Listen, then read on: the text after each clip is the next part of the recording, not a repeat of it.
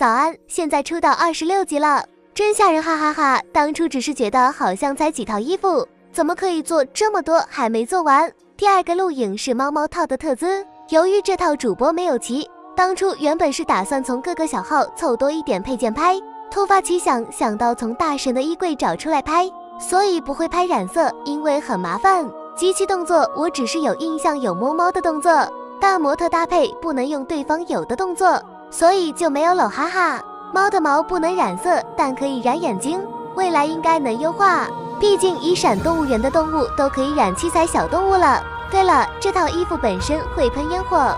还有地上有脚印，印象只有糖花跟这套走路地板会有印记，其实蛮特别的。还有发型我很喜欢，不过当初这套只有头发喜欢，所以主播没抽，然后就啪没了。